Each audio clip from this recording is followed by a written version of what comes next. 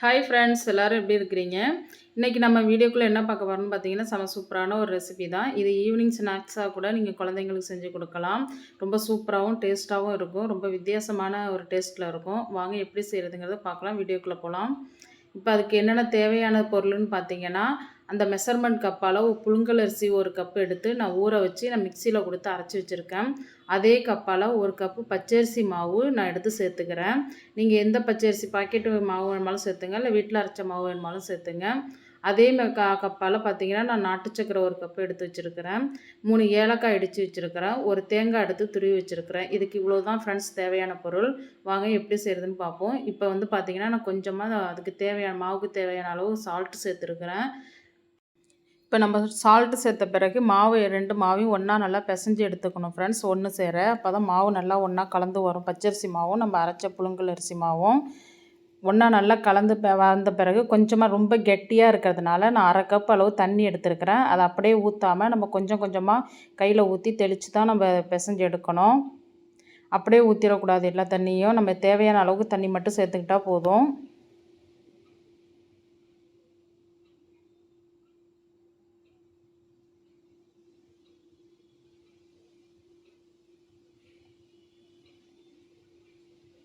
பாருங்கள், இந்த அளவுக்கு கெட்டியாக பிசைஞ்சு எடுத்துங்க மாவை. இப்போ கூடவே நம்ம வந்து துருவி வச்சுருக்கிற தேங்காய் துருவலையும் சேர்த்துக்கலாம்.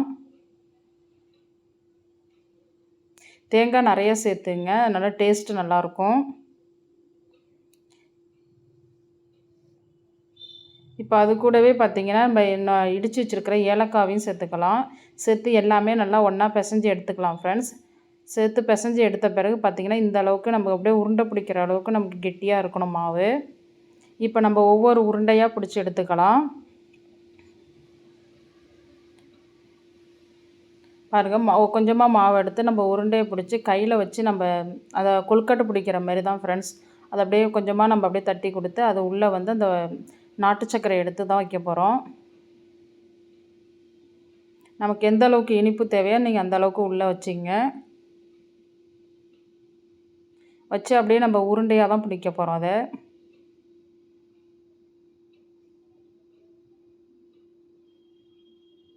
நீங்கள் இதேமாரி செஞ்சு குழந்தைங்களுக்கு கொடுங்க, ரொம்ப விரும்பி சாப்பிடுவாங்க. ரொம்ப டேஸ்ட்டும் நல்லாயிருக்கும். இதே மாதிரி நம்ம ஒவ்வொரு உருண்டையாக பிடிச்சி எடுத்துக்கலாம்.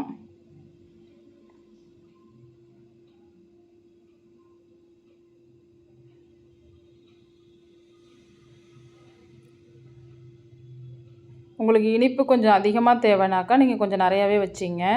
இதில் வெல்லம் வேணுமாலும் சேர்த்துக்கலாம், நாட்டு சர்க்கரைக்கு பதில். நம்ம வெல்லம் இடித்து எடுத்துக்கணும்.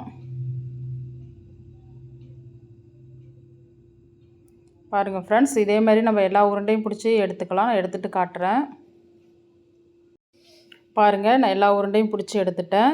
இப்போ நம்ம ஒரு இட்லி பாத்திரத்தில் வச்சு வேக வச்சு எடுத்துக்கலாம். நம்ம தண்ணி வச்சுட்டேன், நல்லா கொதிக்க ஆரம்பிச்சிச்சு தண்ணி. தண்ணி கொதித்த பிறகு நம்ம ஒரு தட்டு வச்சு அதில் துணி வச்சு தான் நம்ம வேக வைக்க போகிறோம். இப்போ நம்ம ஒவ்வொரு உருண்டையாக அதில் எடுத்து வச்சுக்கலாம்.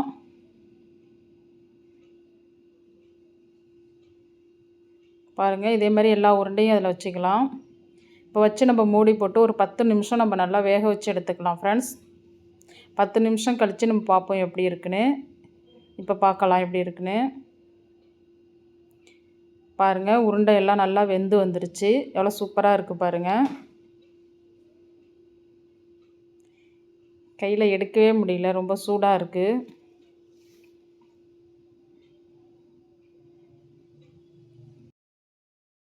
டேஸ்ட்டாகவும் செம சூப்பராகவும் இருக்கும் ஃப்ரெண்ட்ஸ். நீங்களும் இதேமாரி செஞ்சு பாருங்கள். செஞ்சு பார்த்துட்டு எப்படி இருக்குன்னு சொல்லுங்கள் கமெண்ட்ஸில். ஒரு உருண்டை எடுத்து நான் உடச்சி காட்டுறேன் பாருங்கள் எப்படி இருக்குன்னு. பாருங்கள், எவ்வளோ சாஃப்டாக சூப்பராக இருக்குது பாருங்கள். அந்த சர்க்கரை உள்ளே வச்சுருக்க சர்க்கரை அப்படியே மெல்ட் ஆகி அந்த மாவோடு சேர்ந்து இருக்கும்போது நம்ம சாப்பிடும்போது டேஸ்ட் ரொம்ப நல்லாயிருக்கும். நீங்களும் இதேமாரி செஞ்சு பாருங்கள் ஃப்ரெண்ட்ஸ்.